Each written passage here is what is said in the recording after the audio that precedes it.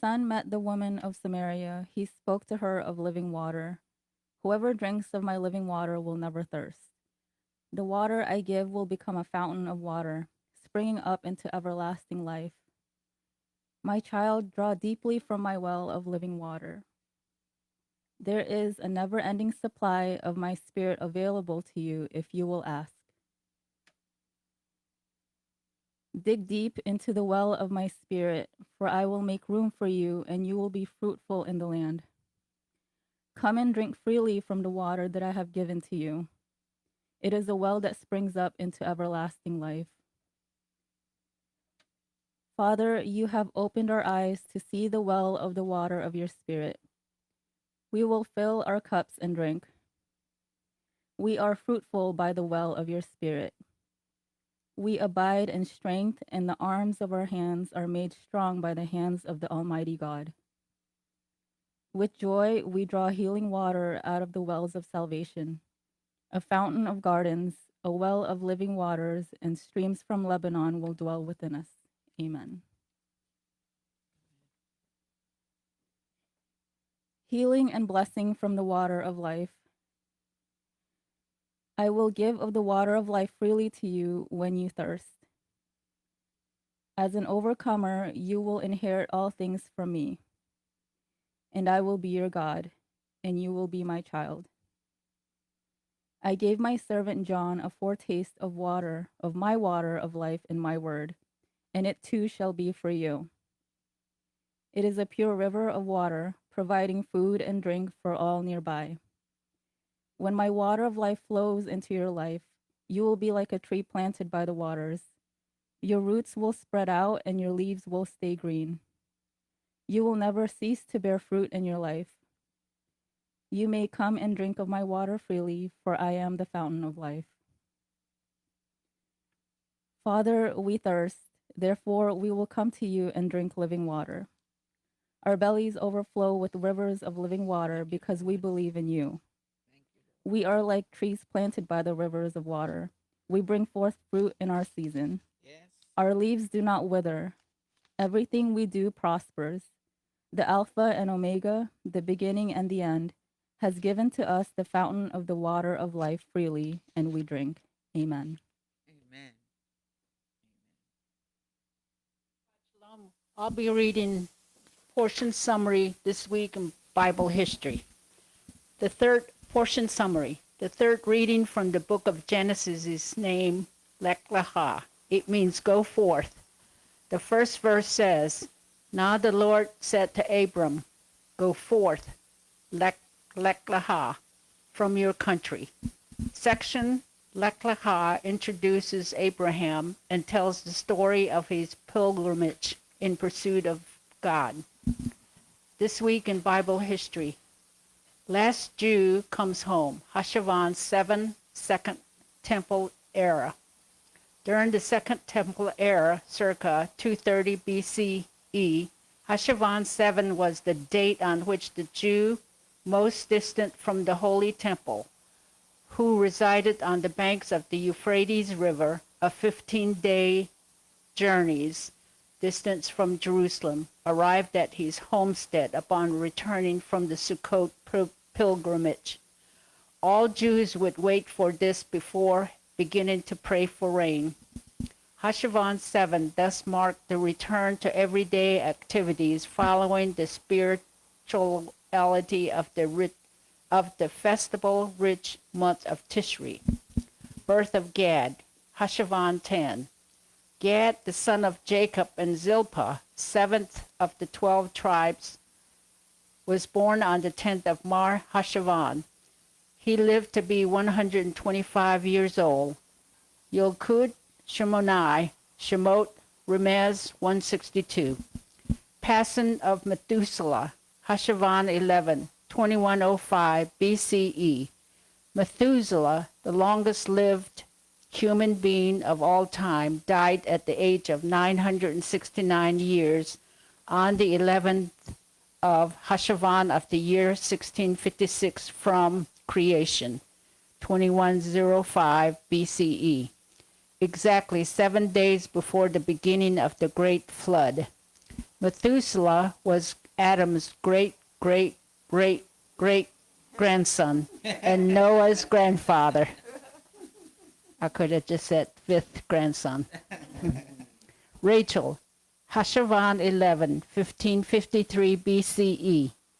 The matriarch Rachel died in childbirth on the 11th of Hashavan of the year 2208 from creation, 1553 BCE, while giving birth to her second son, Benjamin. Rachel was born in Aram, Mesopotamia, approximately 1585 BCE. Her father was Laban, the brother of Jacob's mother, Rebekah. Jacob came to Laban's house or home in 1576 BCE, fleeing the wrath of his brother Esau. He fell in love with Rachel and worked for 7 years tending Laban's sheep in return for her hand in marriage. But Laban deceived his nephew, and on the morning after the wedding, Jacob discovered that he had married Rachel's elder sister, Leah. Laban agreed to give him Rachel as a wife, as well in return for another 7 years' labor. Rachel was childless for many years, while her elder sister and rival gave birth to 6 sons and a daughter in succession. Finally, in 1562 BCE, she gave birth to Joseph. 9 years later, while Jacob and his family were on the road to Jacob's ancestral home in Hebron, after a 22-year absence, she gave birth to a second son, but died in childbirth. Jacob buried her by the roadside in Bethlehem. There, Rachel weeps over her children, for they are gone in exile. Jeremiah 31, verse 14. Her tomb has served as a place of prayer for Jews for more than 35 centuries. Shabbat Shalom.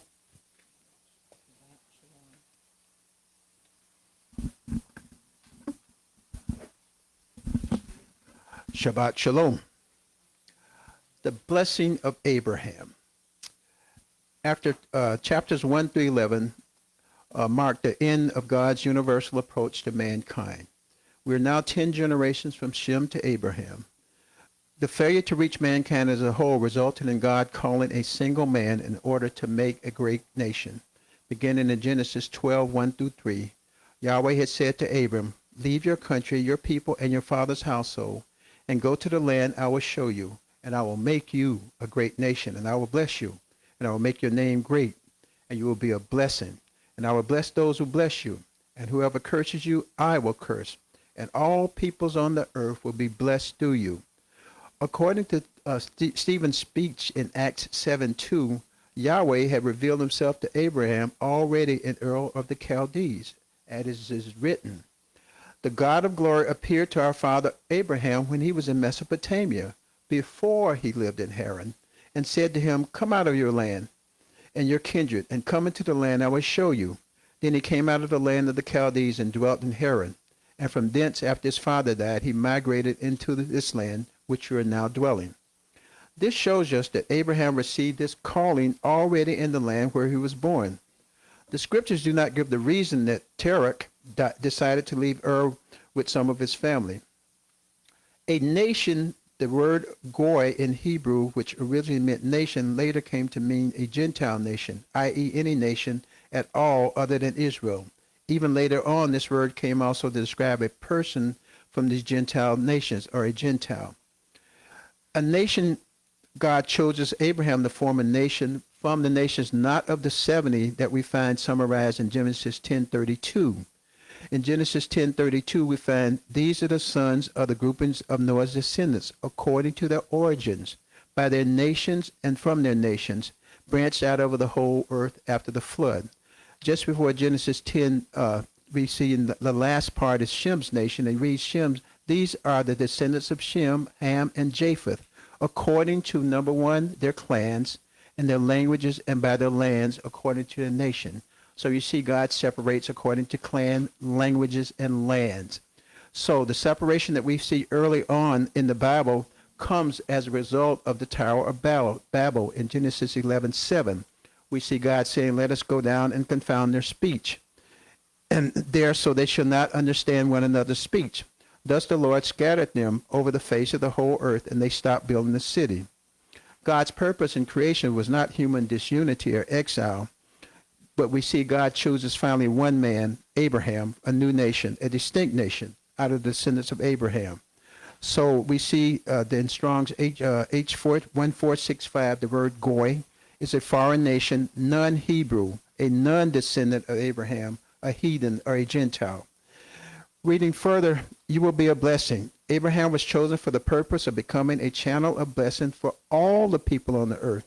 Yahweh the Eternal had the same intention for all of Abraham's descendants. The choosing was not intended to exclude others from the riches that Yahweh gives to Abraham and his descendants, but rather to enable them to partake of that. So in church, we get into being baptized and the blood covering us, but however, it all leads to us being grafted into the Abrahamic covenant. Once again, he says, I will bless those who bless you, and whoever curses you, I will curse. We see how Abraham is the focal point of all other nations. Their prosperity or fall ultimately depends on how they treat the descendants of Abraham, the Israelites. We see also in the Abrahamic covenant the twin themes of land and prosperity or descendants. So in capturing the whole Abrahamic covenant, there's land, number one. There's numerous offsprings, number two. And number three, there's the blessings of God. Additionally, there's the cursing of God against your enemy. This reverses some of the curses of Adam and Eve in the garden. Adam and Eve were exiled from the land. There was pain in childbirth, and they were sent out into an uncooperative, a non-productive land. We see in the Tanakh in Genesis 12, Genesis 12, we see a commentary that these extraordinary promises come like a bolt from the blue, an act of God's grace alone. No indication has been given to why, even whether Abraham merited them, but we know that Abraham followed the commands of God, and by his actions of obedience, it was counted to him as righteousness. Number three, in spite of the fact that Ishmael was a physical descendant of Abraham, this promise was not given to his descendants, the Arabs, as it is written in Genesis 21:10. Wherefore she said unto Abraham, cast out the bondwoman and her son, for the son of this bondwoman shall not be heir with my son, even with Isaac. So we see in Genesis 16, we have a brief accounting of Hagar. In Genesis 16:6, Hagar runs away because Sarah is harsh to her. In Genesis 16:9, an angel meets Hagar and tells her to go back and submit yourself to Sarah. And then in verse 13, Hagar looks at God and calls him Eloi, the one that sees, the God who sees me. Then once again, Hagar in Genesis 21, she's sent away. She's forced out in Genesis 21:9. She's cast out, the woman and her son. And later on, we see another intervention where God hears the cry of the boy. And God makes a promise to Hagar that her son Ishmael will be blessed also. As it is written also in Numbers 24:5 and 9b, how beautiful are your tents, O Jacob, your dwelling place, O Israel. May those who bless you be blessed, and may those who curse you be cursed. Here we find the same type of blessing and curse that was spoken over Abraham. It applies then to the people of Israel, not the people of Ishmael. However, the people of Ishmael are blessed. There is, however, a special blessing for the children of Israel, which we see in 17 and 20. And as for Ishmael, I've heard thee. Behold, I have blessed him and will make him fruitful and will multiply him exceedingly. 12 princes shall he beget, and I will make of him a great nation. Whoever curses you, the promise of blessing to those that bless Israel is plural in form, but the promise of the curse is in a singular form. This means that the curse falls on every single person that speaks ill of Israel and the Israelites or the Jewish people. History teaches us that the nations that have treated the nations that have treated the Jewish people well are successful, and those nations that have mistreated the Jews had to suffer serious negative consequences for their actions. All the peoples on the earth shall be blessed through you. An alternative translation would be all peoples on the earth will be grafted into you. Hallelujah. Amen. There's an opinion shared by Rothbaum to Genesis 28:14, Chiskunu dias zekanu, and quoted by Torah, the verb v nevriku. In Genesis 12:3, it was related to the root barak. That root barak is found in Strong's H1288. Barak means to kneel, to bless, to praise, or to salute. Some people remember the name of someone named Barak, but anyway, it's related to Barak in the Mishnah term mavrik, meaning to intermingle or to graft. In Kalim 7:1 or Sotah 43a, as Hedahem explains it, this interpretation is inspired by the fact that nowhere else besides here do we find Barak in the sense of a blessing in the Nephil conjugation, while in the sense of grafting, it is common in that form. That's Art Scroll Tanakh Series, Volume 1, page 432. We can see the fulfillment of this prophecy in Romans 11:17 through 18, where it is written, "But if some of the branches are broken off, and you," that's us, "being a wild olive shoot, were grafted into among them, and become a fellow partakers with them in the rich root of the olive tree, do not exalt yourself over the branches. But if you exalt yourself, remember that it is not you who supports the root, but the root supports you." When a Gentile turns from his sins and abandons himself to the God of Israel in a spiritual sense, he is cut off from his original tree, his Gentile people, and grafted into the true olive tree, which is the heavenly Israel, and whose root is the Messiah, according to Isaiah 11:10, 53:2, Romans 15:12, and Romans 5:5. Isaiah 11:10, "And in that day there shall be a root of Jesse, who stands still as a banner to the people, for the Gentiles shall seek him, and his resting place shall be glorious." Isaiah 53:2, "For he shall grow up before him as a tender plant, and as a root out of the dry ground. He has no form of comeliness, and when we see him, there is no beauty that we shall desire him." Romans 15:12, which is a repeat of Isaiah 53:2. And again, Isaiah says, "There shall be a root of Jesse, and he shall rise up to reign over the Gentiles. In him the Gentiles shall hope." Revelation 5:5. "But one of the elders said to me, Do not weep. Behold, the Lion of the tribe of Judah, the root of David, has prevailed to open the scroll and to loose the 7 seals." But if some of the branches are broken off, and you being a wild olive shoot were grafted in among them, because it became a fellow partaker of them with the rich root of the olive tree, do not exalt yourself once again over the branches. But if you exalt yourself, remember that it is not you who supports the root, but the root supports you. Once again, when a Gentile abandons himself to the God of Israel in a spiritual sense, he's cut off from his original tree, his Gentile people, and grafted into the true olive tree. Families, the Hebrew word that is translated family is mishpachah. It does not mean immediate family, but rather large family or relatives. The Hebrew word for immediate family is beit, which is normally translated as house. See Genesis 12:1, where house is not referring to a building, but rather to his father's immediate family. In Psalms 22:27, there's a prophecy that speaks about the fulfillment of this promise. "All the ends of the earth will remember and turn to Yahweh, and all the families of the nations will bow down before him." Genesis 12:4a. "So Abraham went as Yahweh had spoken unto him. Leaving Haran was the third great test for our forefathers." Faith is based on the word of Yahweh the Eternal. Abraham believed the promise and went in obedience. He received the command to go, and he was blessed because he went. Hebrews 11:8. "By faith Abraham, being called, obeyed, and by going up to a place where he was to receive an inheritance, he went out, not knowing where he was to go." So we see blessing and we see obedience. Genesis 12:5. "And Abraham took Sarah his wife, and Lot his brother's son, and all the substance they had gathered, and the souls that they have gotten in Haran, and they went forth to go into the land of Canaan. Into the land of the Canaan they came." The phrase, "the souls they had gotten," speaks about them having won people to the faith. According to Midrash literature, Abram called people together in a public meeting in the Quran to proclaim the truth about the one Creator and to encourage the people to serve him. After these public meetings, he was willing to debate his claims with anyone that questioned them. In this way, he won thousands of followers who confessed the existence of Yahweh. Genesis 12:6-7. "Abram traveled through the land as far as the plain of Moreh at Shechem, At that time, the Canaanites were in the land.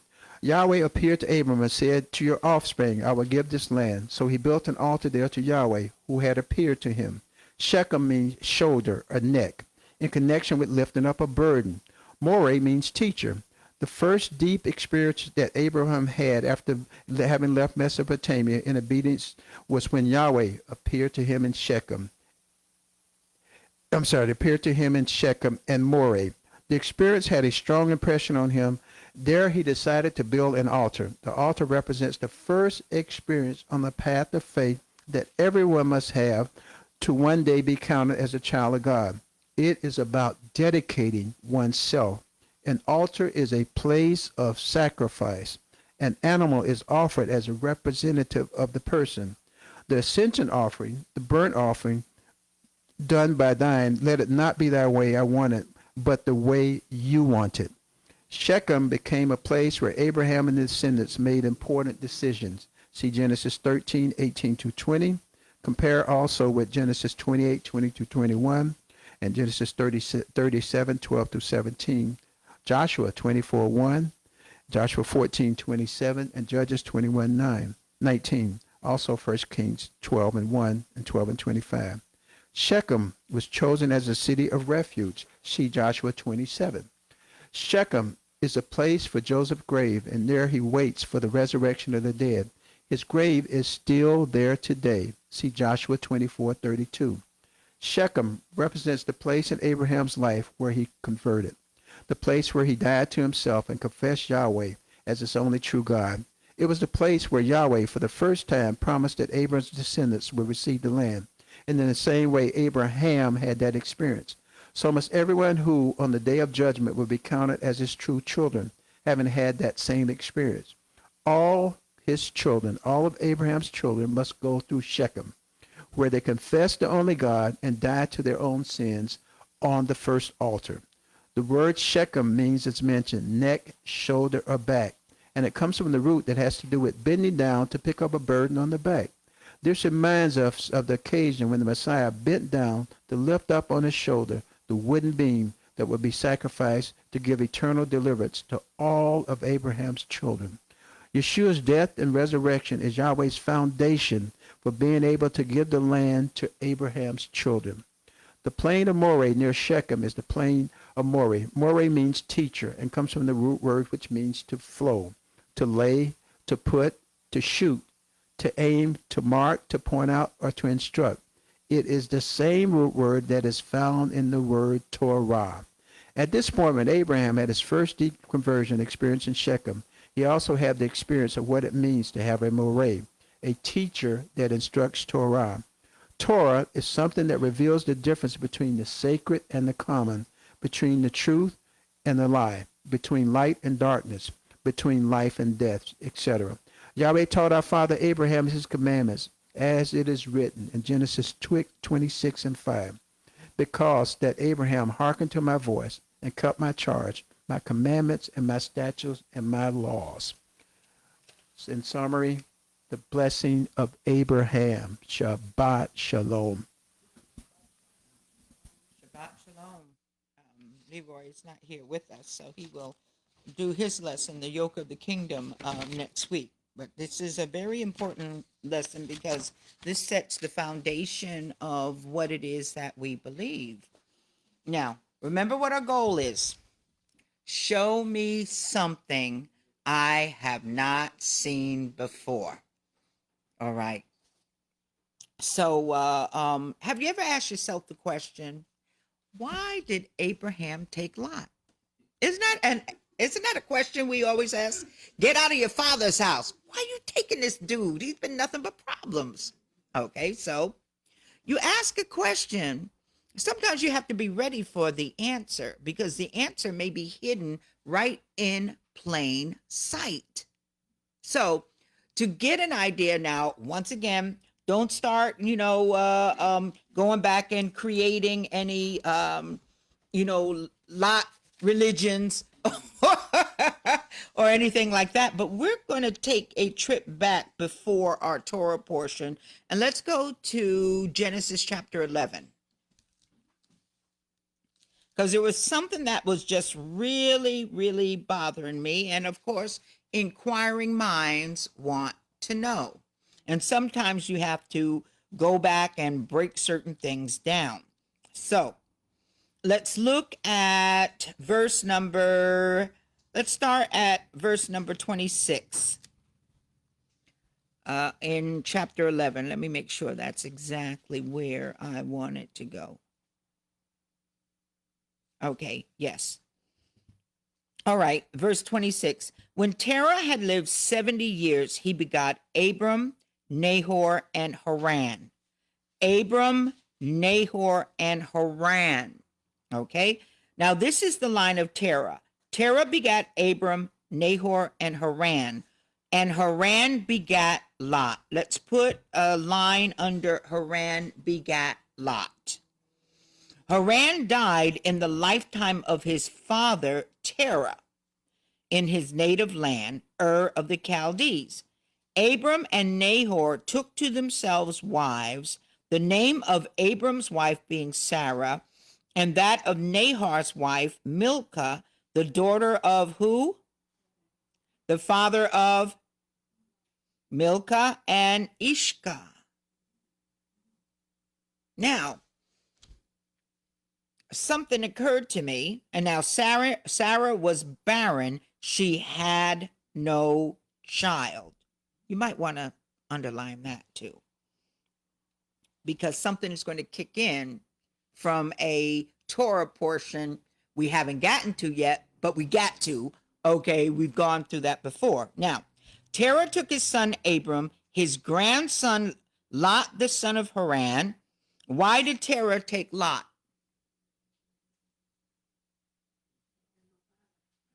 Right? So Terah would have done what with Lot?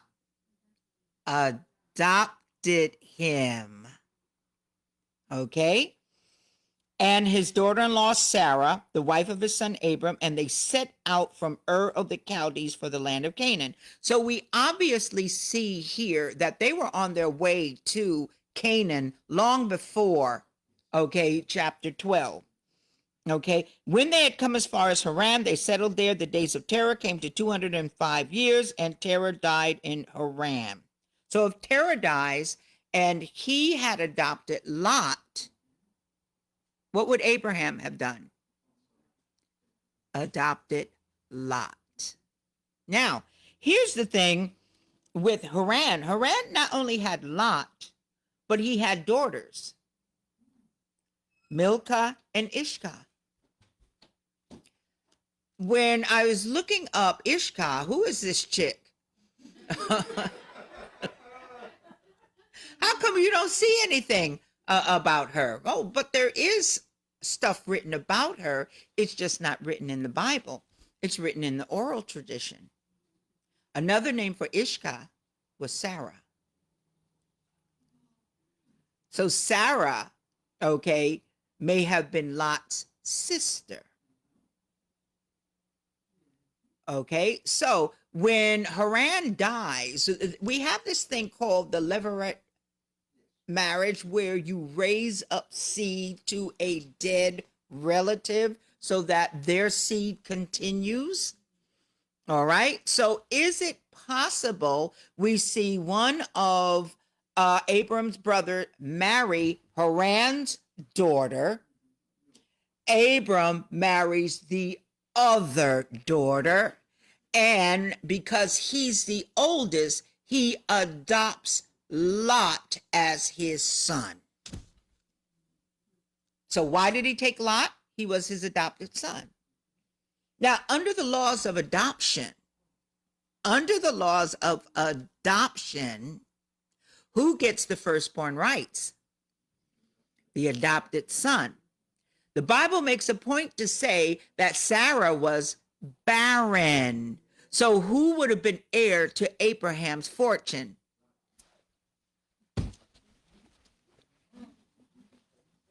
Okay, so you get it, okay?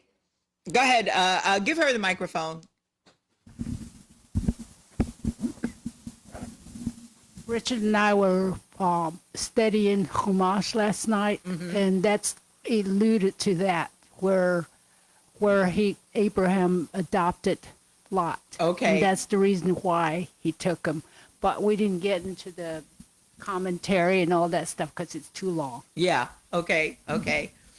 See, so in the oral, there are oral traditions that we don't typically study, which is why, once again, sometimes it's good to ask a question, because then that's why we study the Bible biblically, culturally, as well as historically.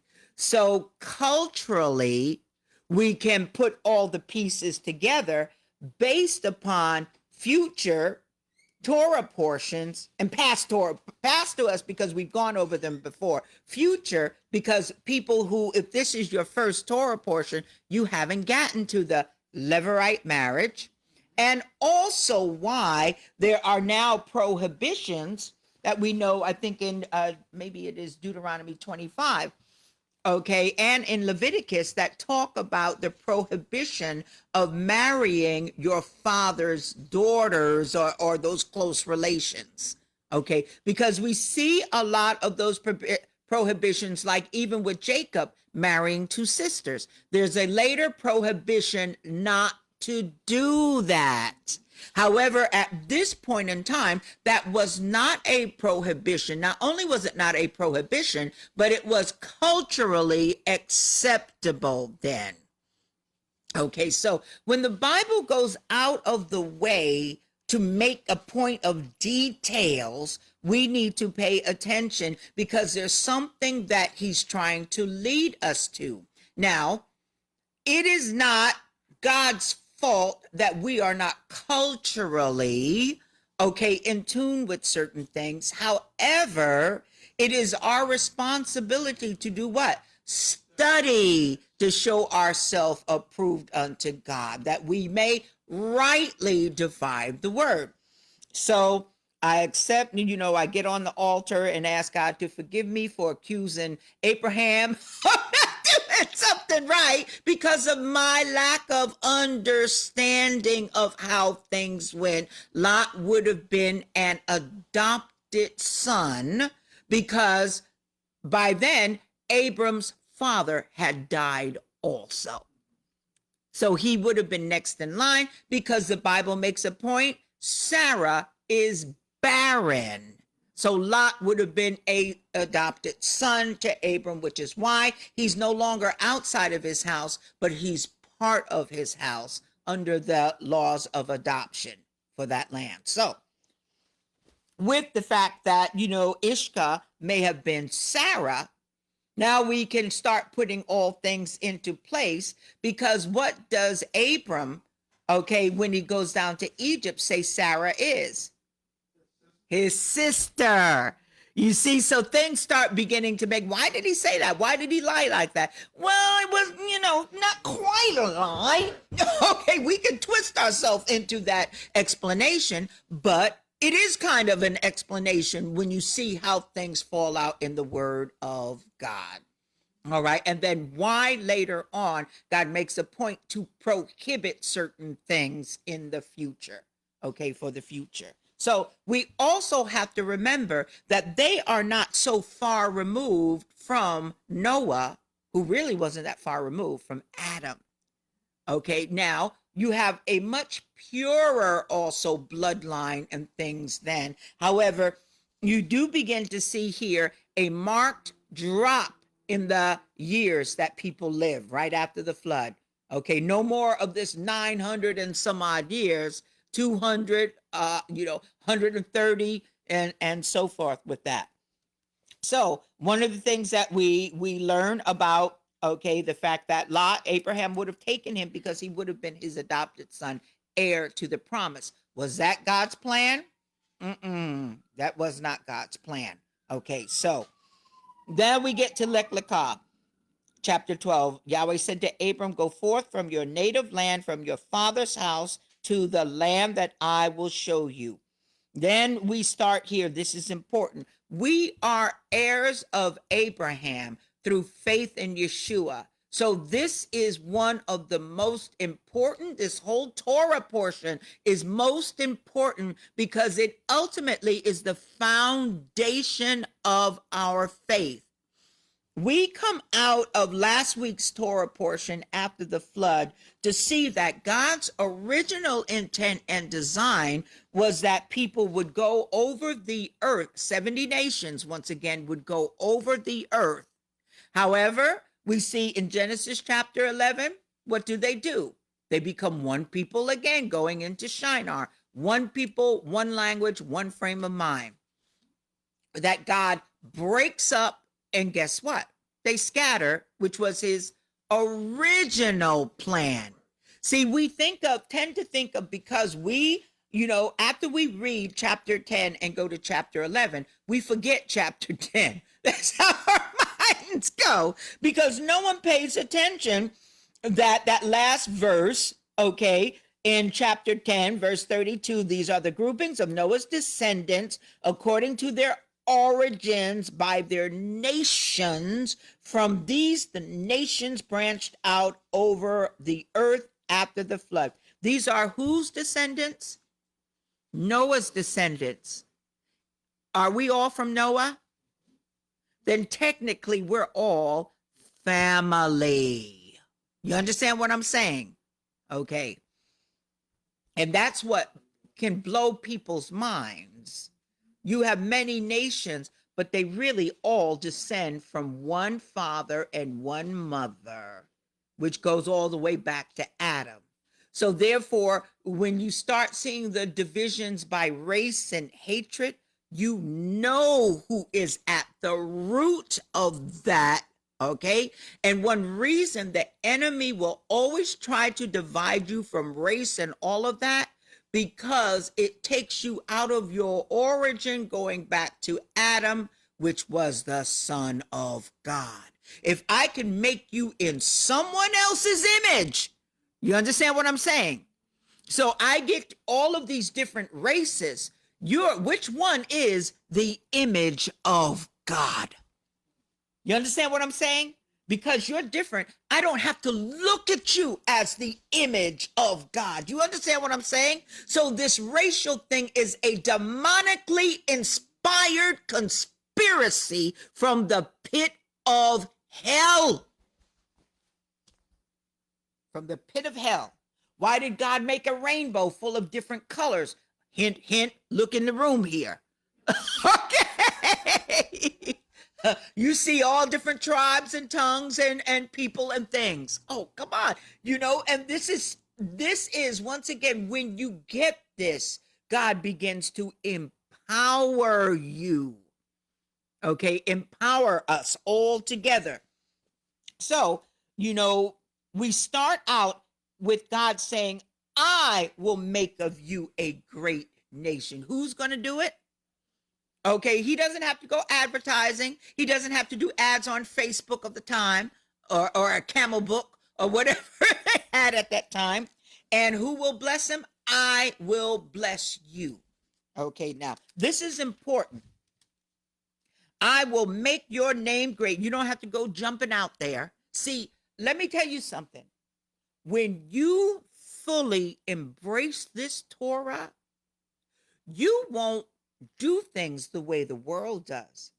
The world teaches you to do certain things because that's the way they do it. We advertise over here. We take this course over there for that. Okay, we're going to brand ourselves to make our name great. Who was that again who was making a name for themselves? Okay, and God came down and busted that up. Now, let me say something. If you are of the world, you can do certain things the way the world does.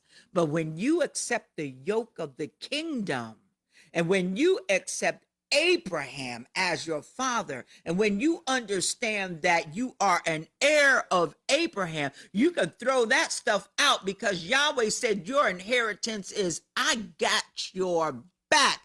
I will bless you. And let me tell you something. He who Yahweh blesses, man cannot curse. We need to stop running after these devils.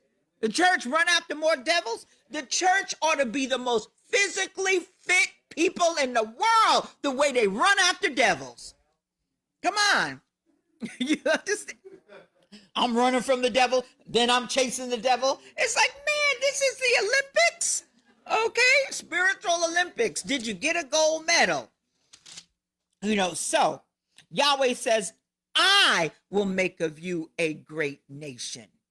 So let me tell you something. If you are heir of Abraham, you are destined for greatness because Yahweh said, I'm going to do this thing for you and I will bless you. Leave Prophet Hobo Jones alone. Okay. I will make your name great. Okay. When you walk in this, and I tell people, it's like when people say, how does this happen with you? How does that? I will, and Pam can tell you, and Marcia and Austin can tell you because they worked with me up in New York. They worked with me down here. This Genesis chapter 12, 1 through 3, I took a copy of the page from my keyword study Bible. I cut out that verse and taped it on my work computer because that's what God said he was going to do. And that's how we operated. And God did marvelous things with that. And they can tell you when the people came to say, how are you doing this? It's like, you won't understand. No, tell us, we'll understand. I got that off the computer, made a copy of it for these consultants and gave it to them. And they didn't understand it. Okay. They couldn't understand. People of the world do not understand you walking in the word, which is why the enemy wants to convince you you can do it another way. No, you can't do it another way if you say you are heir of Abraham. Don't say you are an heir of Abraham if you don't really believe it. Because when you really begin to believe that, you will walk places you never thought you would go. Come on, we've gone places we never imagined. Okay, we would go. All right, but that's that Abrahamic calling, leading your steps.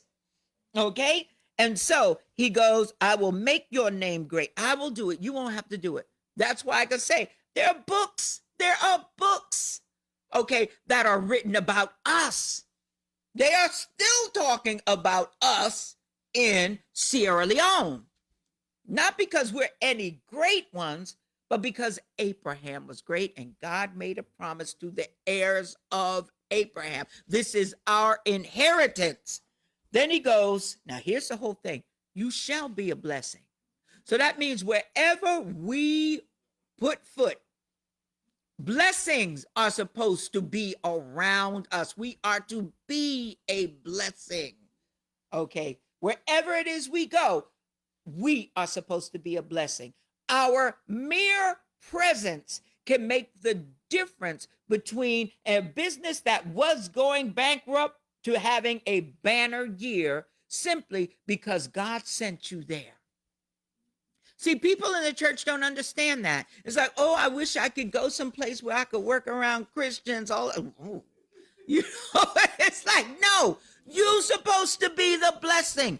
You're supposed to be the one to change the atmosphere. You had something to say? Take the microphone. They'll give you free samples of something they're making. Free samples, that's right. Okay, it's like I had something I bought the other day. Buy 2, get 3 free. Hello, I like them kind of deals. Okay, and when you walk in a place, blessings just occur. Okay, then he goes, I will bless those who bless you. Now, let me say something. Who is the one to determine whether you got blessed or not? Yahweh is. Listen to what I'm saying. Yahweh is, not the person doing it. Because Yahweh determines whether or not they blessed you. Okay? And if they blessed you according to Yahweh's standards, then you okay, will get blessed. Understand what I'm saying? But he also goes, and curse him that curses you. Who determines whether what they did was a curse or not? Right. If you get it mixed up, you may think it was a bless, but Yahweh looked at it as a curse. Because let me tell you something, Yahweh knows what he gave in order to be a blessing. He knows what he told someone to do in order to be a blessing, and whether they obeyed it or not. In our mind's eye, we're saying we are blessing someone, but Yahweh would say, that's not what I told you to do. And that's not what a blessing is. You understand what I'm saying? Okay. Then he goes, and all the families of the earth shall bless themselves by you. In other words, you will be the standard for how a blessing is determined. You know, I want to be blessed like Abraham. Then you must be a blessing like Abraham. You understand what I'm saying?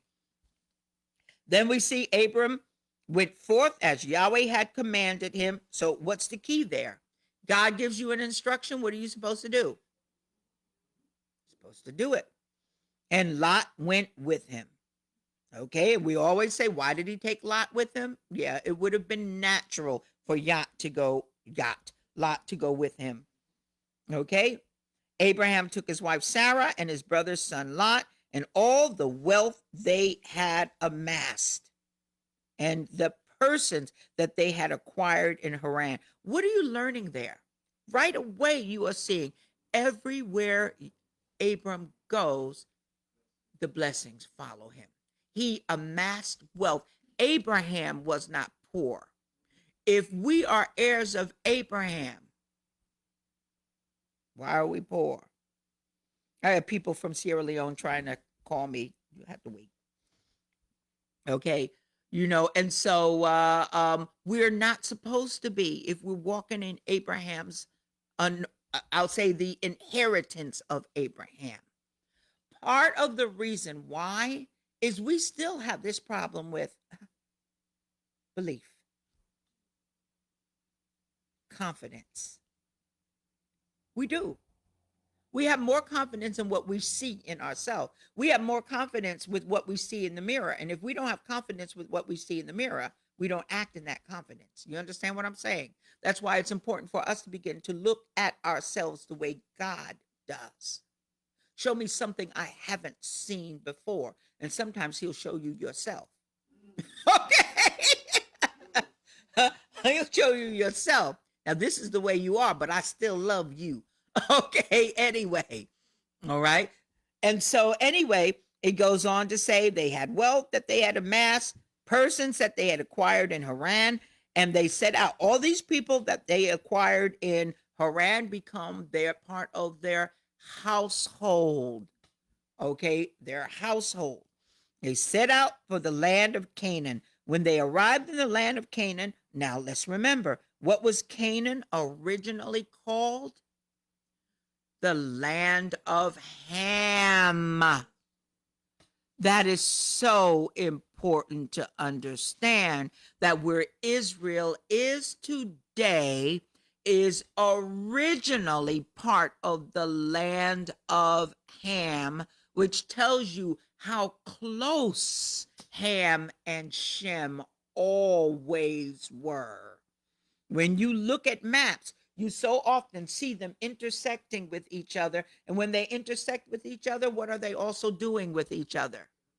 Intermarrying each other also. Okay? All right. And then God makes a point to say the Canaanites were then in the land. Canaan being the son of Ham. All right. Yahweh appeared to Abram and said, I will assign this land to your offspring. So part of this, okay, is a land grant. Here's the beginning of the land grant. Who owns the land? Yahweh does, not Israel. Yahweh owns the land, and grants it to Abram. All right. And he built an altar there to Yahweh who had appeared to him. So the first thing he does when you build an altar, you are declaring that God as the God of the land. Okay. Because on an altar, what do? You make a sacrifice. Okay. From there, he moved on to the hill country east of Bethel. Bethel is what? House of God. Pitched his tent with Bethel on the west and Ai. Okay, on the east, he built there an altar to Yahweh and invoked Yahweh by name. When you invoke the name of Yahweh, that is a serious oath. Okay, right there. That's why when it came to Yeshua's trial, remember what Caiaphas said? I adjure you. He invokes the name, okay, of God there to tell us the truth. With that kind of oath, I would not advise you to lie. Okay, I would not advise you to lie. Okay, then Abram journeyed stages by stages. That means he didn't do it all at once. He did it what? A little at a time. All right. If you have a what is it? The Jewish Study Bible. There's a map. Yes. Complete Jewish Bible that we got. In verse number where you said that Adonai appeared before Abram and said to your descendants or to your seeds, I will give this land. So he built an altar there to Adonai who had appeared to him. But in the next verse, he built an altar and called on the name of Adonai. So he had to call Adonai instead of Adonai appearing to him. Is that what it, in essence saying? No, remember when you call on the name, you're doing something in the name of. Okay, and calling on the name is actually declaring Yahweh as the sovereign and God over that particular land. Okay, always remember Yahweh is not just Elohim. Yahweh is king also. Okay, he is king also. That's why I say, if we would understand the laws of the kingdom, if we would understand the fact that we are members of a different kingdom, which means when you are members of a different kingdom, you have a different king. You understand what I'm saying? So that as a subject of, you can be a subject of whoever is your king. Whoever you say is your king, you must follow the laws of that king. You understand what I'm saying? That's why it's so important that we are of a higher kingdom. Because let me tell you something. If you are of this kingdom, the rest of stuff falls right into line. The reason there's so much craziness going on is that those that say they are in the kingdom aren't in this kingdom. They are in the kingdom of man. And man does what? Makes war with man. If we are all serving the same God, his law is higher, we would not see this discord that we have. You wouldn't see the discord. Okay, because we would be under the same law. Okay, so who's your king? Because whoever is your king is whose laws you are going to obey. All right, so understand. When you say, I pledge my allegiance to that flag and what it represents. Go ahead. The Sunday paper. Oh, I'll have to bring the article for you. It's really good. Okay. Okay. You understand what I'm saying? What you pledge your allegiance to above God is a problem. Okay, it's a problem. That's why whenever we're in Rotary, I pledge allegiance to the Lamb of the United and everybody else, but I pledge allegiance to the Lamb and the United Kingdom of Yahweh. That is the pledge. I don't pledge allegiance, okay, to that and what that represents. Because if you don't like what that represents, why are you pledging allegiance to it? You understand what I'm saying? Now, when you are under this kingdom as an obedient servant following the laws of the kingdom, when you get in trouble, who can you call on? Hello? We got too many people calling on God who are lawbreakers, who will not acknowledge his sovereignty over men and nations. You understand what I'm saying? Okay. When you understand that, you will begin to walk in the power of God that you see in the New Testament, because they understood who Yeshua was and their authority as ambassadors in his kingdom. You understand what I'm saying? So there is an understanding that we need to start getting. Let's start pulling up all of them tears once and for all and spraying spiritual Roundup so that they stop taking root. Okay? Because we're still pulling up little roots, little dandelions of past experiences, okay, in our life. Enough is enough with that. Okay, we see that Abram goes down to Egypt. We know what happens there. I don't want to so much focus on that. I want to go to chapter 14. Okay. One thing to remember about chapter 12 also, when he goes down to Egypt, remember what the fathers do, the children repeat. Okay. Or let's see, you have here a note in the study Bible. None of the events that happened to the father fail to happen to the descendants. None of the events that happened to the father fail to happen to the descendants. Okay. One reason I think you really should write that down. I want to go over that for a minute. None of the events that happened to the father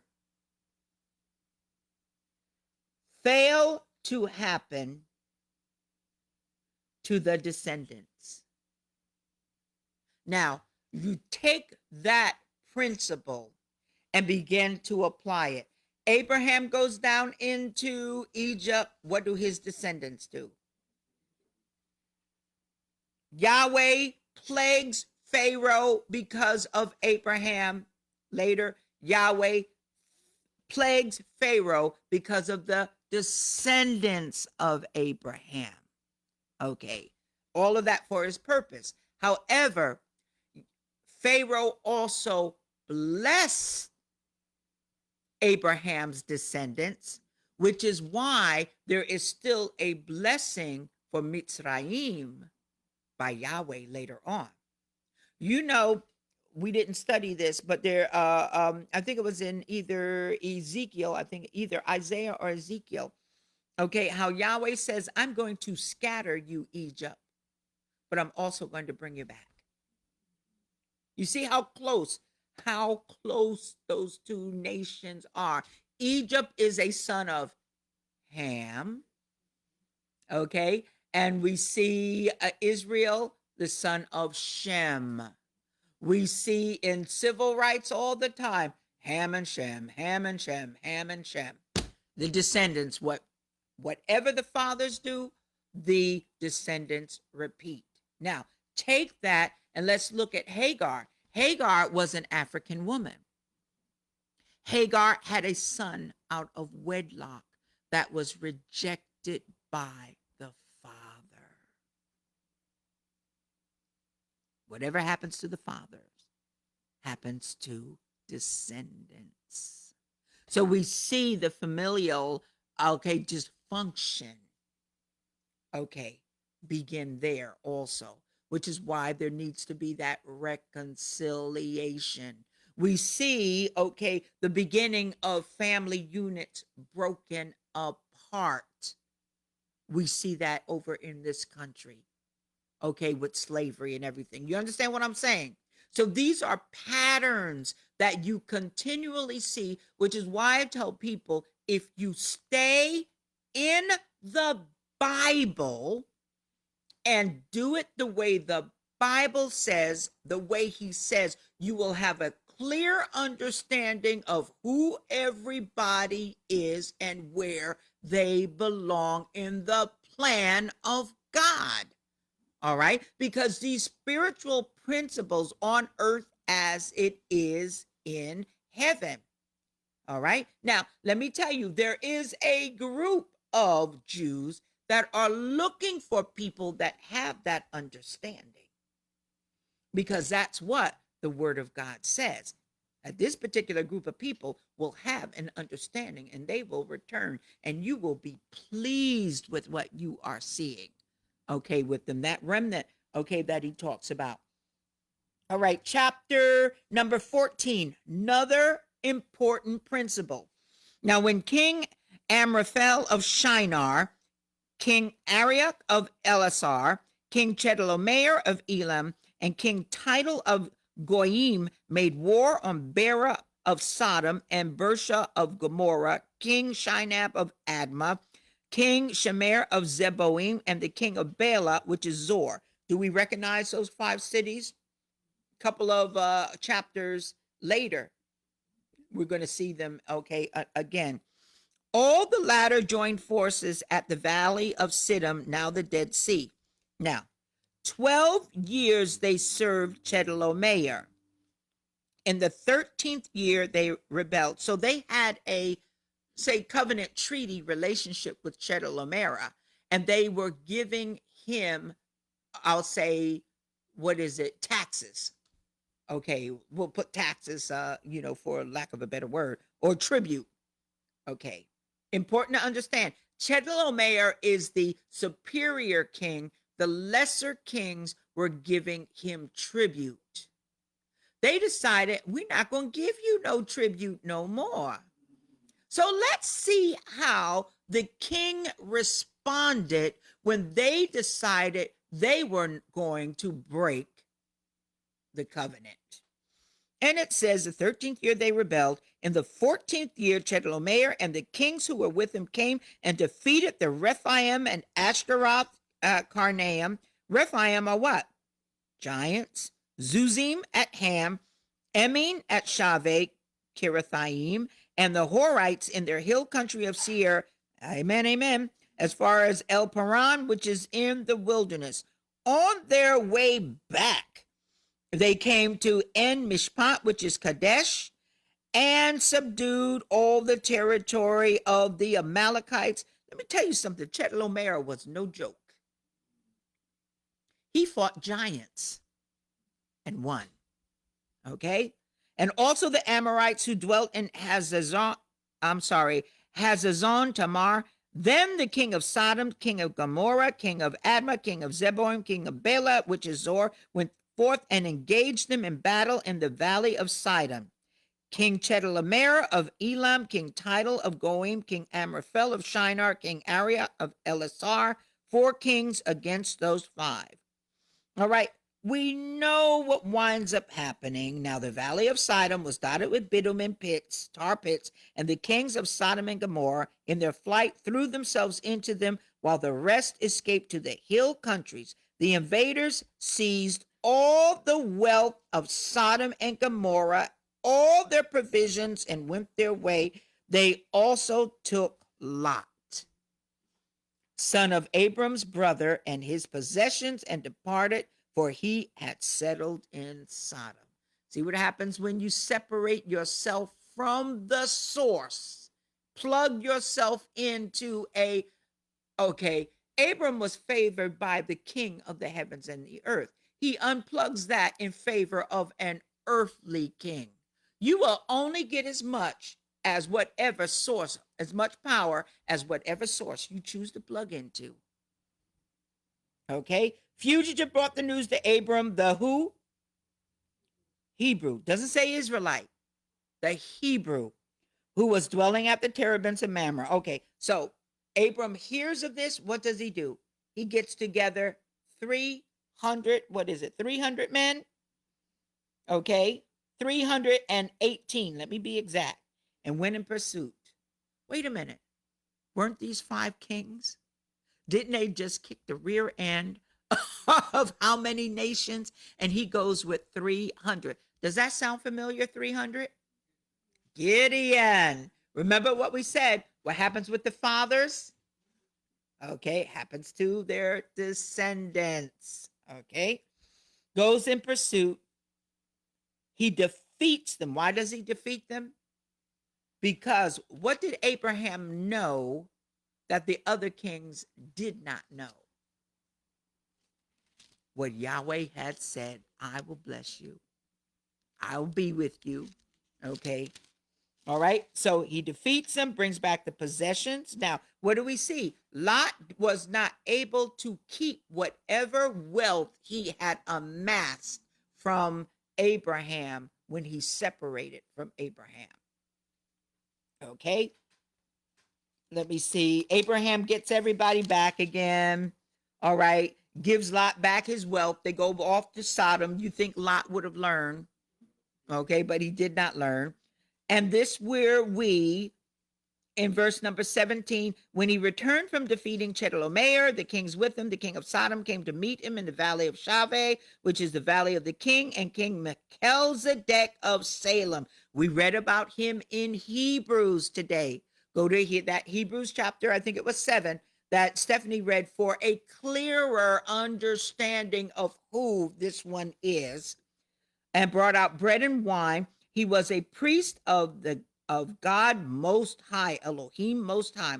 He blessed him, saying, Blessed be Abram of Elohim Most High, creator of heaven and earth, and blessed be Elohim Most High, who has delivered your foes into your hand. See what happens when you're an heir of Abraham? What army can defeat you? What army can defeat you? I want you to think about it. Church goes after chasing devils, but they don't come back with their stuff. Okay. Abraham went chasing that demon and came back with all his stuff. And Abram gave him 1/10 of everything. Hello. There goes that first 10th that we see of everything. So everything was a whole lot. Okay. Then the king of Sodom said to Abram, Give me the persons and take the possessions for yourself. But Abram said to the king of Sodom, I swear to Yahweh Elohim Most High, creator of heaven and earth, I will not take so much as a thread or sandal strap of what is yours. You shall not say it is I who made Abram rich. Why? Because Yahweh has said, I will bless you. Which is why sometimes you can't ask for yourself. You can't ask. Okay? For me, nothing but what my servants have used up, as for the share of the men who went with me. So for himself, nothing.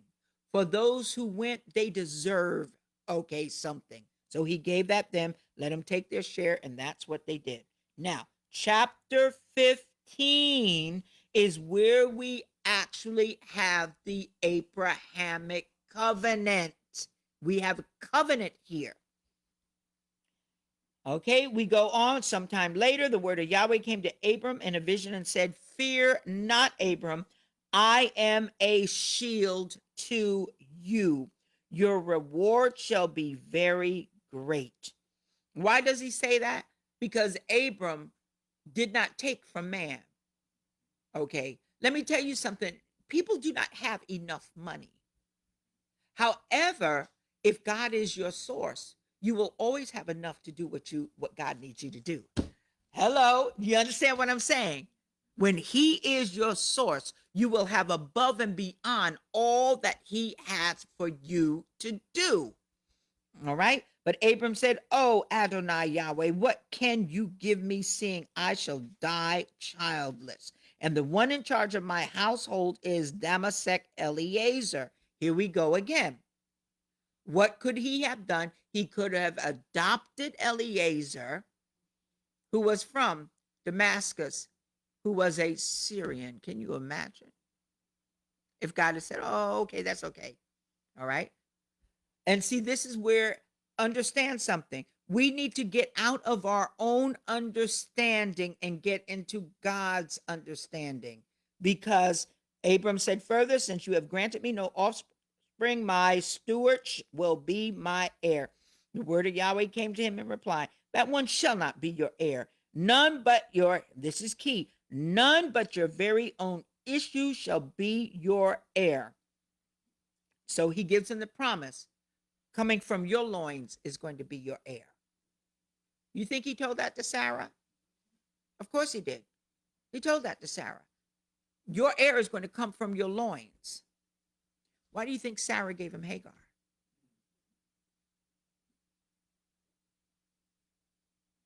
Why do you think Sarah gave him Hagar? Because we have a lack of complete instruction here. Okay, remember Eve, we can't even touch that thing. Where do you see touch? I don't see no instruction for touch. You understand what I'm saying? Okay, so was Sarah necessarily lacking in faith? No, based upon this, God said, you're going to have a baby. I know I'm barren here. What was the custom back then? If you gave the handmaid, the child of the handmaid became yours. You understand what I'm saying? So it's not that Sarah had a lack of faith. You want to know why? Because a couple of chapters later, when she hears Yahweh say it's going to come from her, she put that other woman out. Okay. Okay. Called up Amazon to go get her a nice nightie. And next thing you know, there's laughter in the tent. You understand what I'm saying? So no, okay, we need to stop accusing her of not having faith. She had faith in what she understood. Okay, because, years later when she's 90 something, how many 90-year-old women do you think, if God said you're going to have a baby, would they believe it today? Okay, she was past her time. She had been barren her whole life. She was past the time of woman, and now we're going to have a baby? She probably laughed for 9 months. Okay. And so anyway, none but your very own issue. Took them outside, look towards the heavens. So we have an agreement about the children and where they're going to come or who they're going to come from. Look towards heaven, count the stars if you are able to count them. And he added, so shall your offspring be. And because he put his trust in Yahweh. In other words, putting your trust in God means God is going to do it. It's not about me. He's going to do it. He is going to do it. He reckoned to his merit. Yahweh, if you say it's going to be that this is what's going to happen, it's going to happen. No ifs, ands, or buts. Then he, once again, Yahweh said to him, I am Yahweh who brought you out from Ur of the Chaldees. What do we say this is? Covenantal language. What happens? The one you're entering into the covenant announces who he is and what his relationship is with you. Remember, whenever you see this, it is always an introduction into a covenantal relationship. Who it is, what the relationship is. I am Yahweh. Gives him what? The name, all right? The name that is later revealed to Moses. Whom shall I say sent me? Okay? Because the people are going to want to know, is it the same one who made the covenant in the first place? You understand what I'm saying? Okay? So I am Yahweh who brought you out from Ur of the Chaldees to assign this land to you. I am Yahweh. I'm the one who brought you out. This is the purpose of me bringing you out, to give you this land as a possession. So you have a promise of a possession. You don't have them possessing it yet. But it was as good as his from that point on. And he said, oh, Adonai Yahweh, how shall I know that I am to possess it? What do we see here? What question did he ask him? How? Remember how we say there are 7 questions. How is this going to happen? How am I to know? What can you say to me to give me no doubt about what you're going to do? Then he says, bring me a 3-year-old heifer, a 3-year-old she-goat, a 3-year-old ram, a turtle dove, and a young bird. He brought him all these and cut them in two. Where did he tell him to do that? So obviously there was something known, okay, to do that. Okay, they placed them each opposite the other, but he did not cut up the bird. Birds of prey. Here we go.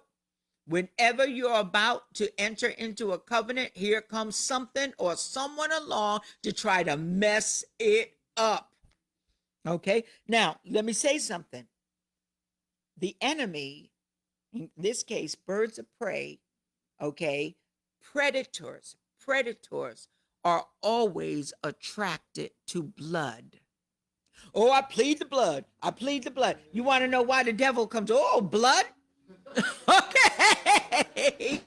Predators are always attracted to blood. Okay. Cover me in the blood. You wonder why flies are running after you. Okay. Birds of prey came down upon the carcasses, and Abram drove them away because they were there to foul up the sacrifice. Birds of prey, once again, fowls of the air, are also what?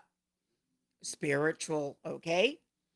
As the sun was about to set, a deep sleep fell upon Abram, and a great dark dread descended upon him. So where is Abram? Asleep. We know this covenant to be the what? Covenant between the pieces, where generally both parties would walk down declaring who they are and making a vow that if I break this covenant, be it unto me as to these animals, if I'm the one to break this covenant. So we see Yahweh do what with Abram? Put him to sleep. You ain't walking nowhere, buddy. Okay? And he said to Abram, know well that your offspring shall be strangers in a land not theirs. It's not theirs yet. He's in Canaan, even though God said it's his. The Bible makes a point to say the Canaanites were in the land. Okay? So it's not theirs yet. It's theirs, but it's not theirs yet. And they shall be enslaved and oppressed 400 years. Doesn't mean they will be in Egypt 400 years. Okay, but their condition is going to last a total of 400 years. But I will execute judgment on the nation they shall serve. And in the end, they shall go free with what? With great wealth. So this is why I need Leroy here. We got to get a blow up dial for Leroy so I can talk to him while he's not here. Okay. So we're the ones. Okay. People say Hebrew Israelites came out of Africa. Really? Well, if we're going to follow Bible, we got to follow Bible all the way. All the way.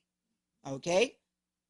So that's why you never leave Egypt on Egypt's terms. Okay. You leave Egypt on Yahweh's terms for you. And Yahweh, if Yahweh is the one causing you to leave Egypt, you will leave with the wealth of the nation that you serve. So if I want to go back to Africa, I'm not going back empty-handed. I'm going back with the wealth of the United States. You see, when you walk in that Abrahamic covenant, okay, that wealth will come to you. I finished my grant, part of the grant course, and I've been approved to go in, okay, to the Rotary course now to begin to write global grants. Okay, for them. Not something that I knew I was supposed to do, but I had to wait until I was asked. Once asked, it's on, Lord. You clear the way, you open the door, and it shall be done. They're just waiting to approve certain levels right now at the chapter so that I know which way to be able to go. And they know it's going for Sierra Leone. So we'll go back with part of the wealth. And that's only part one of all of that. Now, not only does he say about his descendants, so guess what? Your kids are okay. I know you're going to worry about them kids. You don't even have a kid yet, but them kids are okay. Now, you shall go to your fathers in shalom. You shall be buried at a ripe old age. So what does God say? Here's something for your future, but I need to give you some assurance for right now. And they shall return here in the fourth generation, for the iniquity of the Amorites is not yet complete. Then when the sun set, it was very dark. There appeared a smoking oven, a flaming torch, which passed between those pieces. On that day, Yahweh made a covenant with Abram, saying, to your offspring. Number one, it's for offspring. I assign this land. Number two, it's land. So what is the covenant about? Offspring and land. From the river of Egypt. Where is that? The Nile. We down in Africa, baby. To the great river, the river Euphrates. Where is that up? Turkey. Okay. Now, here's the one thing to understand. The nations, the names of the nations today were given by man, which is one of the reasons why there is so much turmoil when you say, if you say, God gave me this land, okay, and you are the heir of Abraham, then that postage stamp is not all that God gave. You understand what I'm saying? All right. The nations that are around you are also on your land. And it will not be settled until the Messiah comes back and straightens everything out. All right. The river Euphrates, the Canaanite, the Kenizzites, the Cadmonites, the Hittites, the Perizzites, the Rephaim. Rephaim are who? Giants. He told Abraham, I gave you the land of the giants.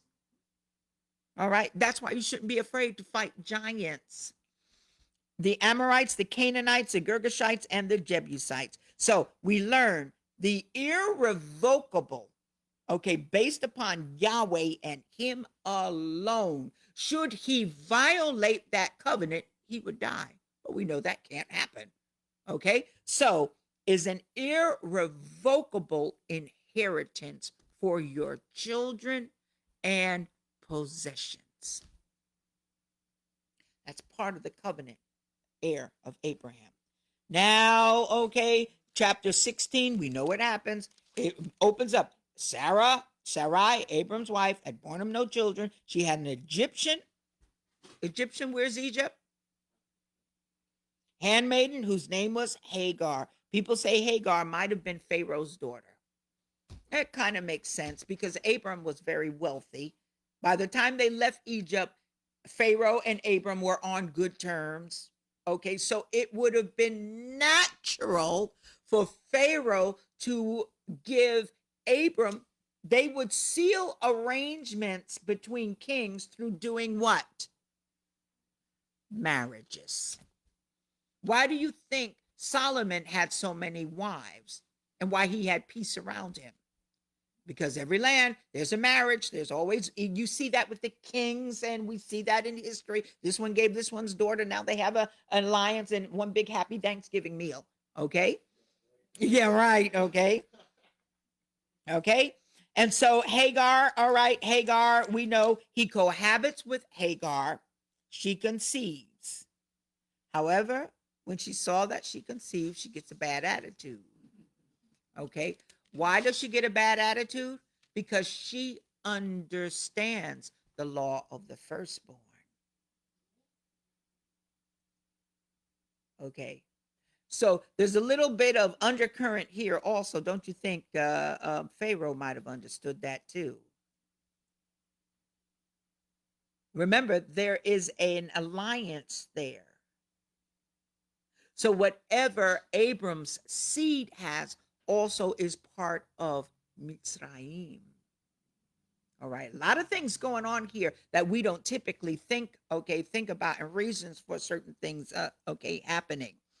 All right, and so Sarah, of course, asks, you did me wrong. Typical woman. So I'm not even going to go into all of that, but we see what happens, with this. Now, little exercise I want you to do, and I saw this with chapter 17. All right.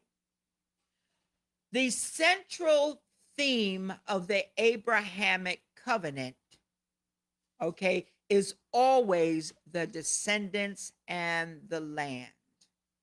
Yesterday, when I was doing this, I saw certain patterns in chapter 17 I never noticed before. So we're going to read that, all right? And I'm going to kind of give you some numbers to put on this. When Abram was 99 years old, Yahweh appeared to Abram and said to him, I am El Shaddai. Walk in my ways and be blameless. I will establish my covenant betwixt me and you, and I will make you exceedingly numerous. So what is he doing? He's reiterating some of the things that he's already said. So before he makes the covenant, now he's going to establish it with him directly. Remember the chapters before, he was asleep. Now we're going to finalize this in a way that you will thoroughly understand. Abram threw himself on his face. God spoke to him further. As for me, this is my covenant with you.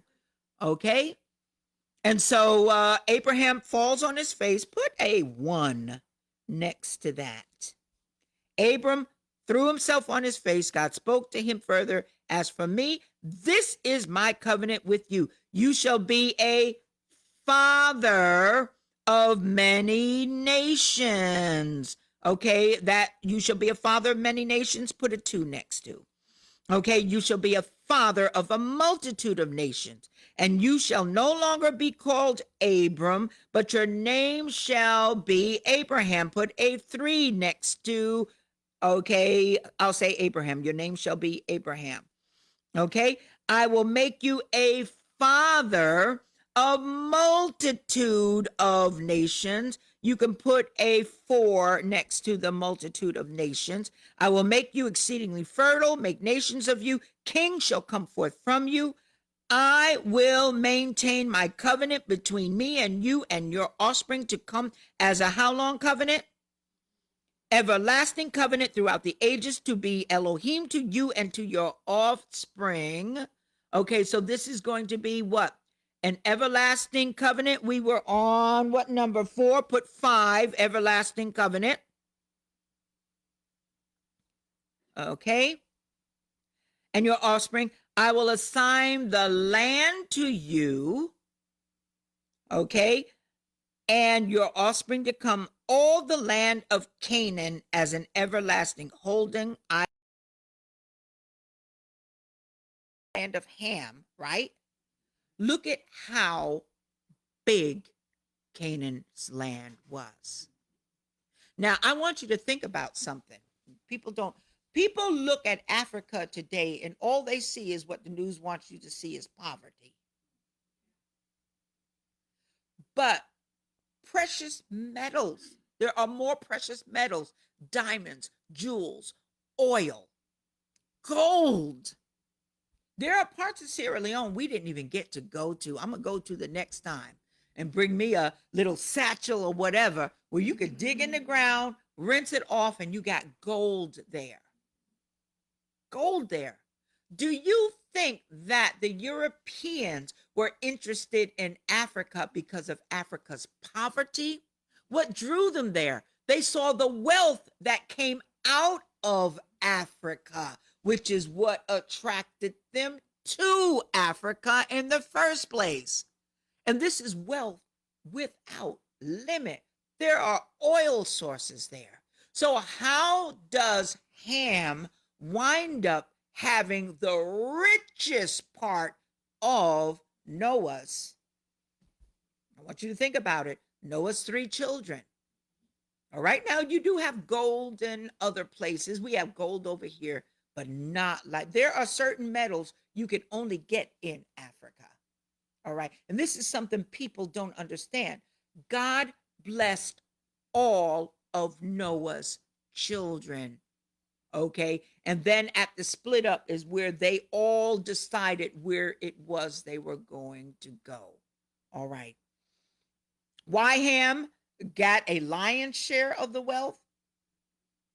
It could be because of future prophecies. Zephaniah, they are going to be bringing what? The offering into the temple. You understand what I'm saying?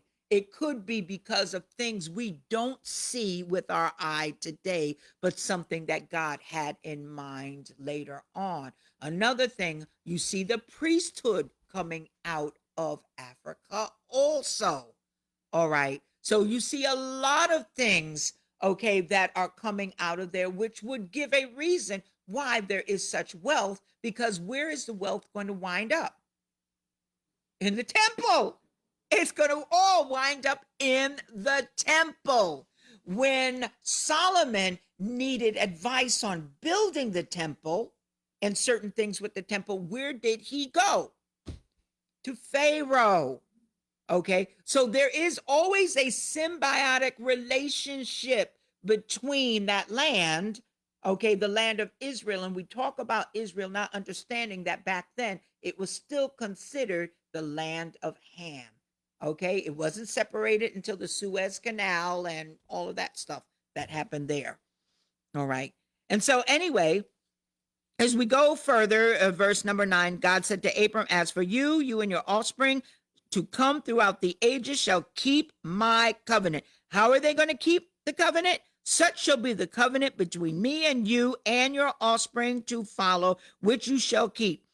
Every male among you shall be circumcised.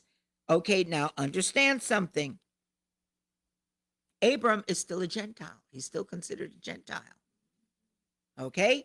You shall circumcise the flesh of your foreskin, and it shall be the sign of the covenant between me and thee. So, all right, we have an everlasting covenant. Okay? In verse number, where are we? Okay, continue reading. And throughout the generations, every male among you shall be circumcised at the age of 8 days. All right. As for the what?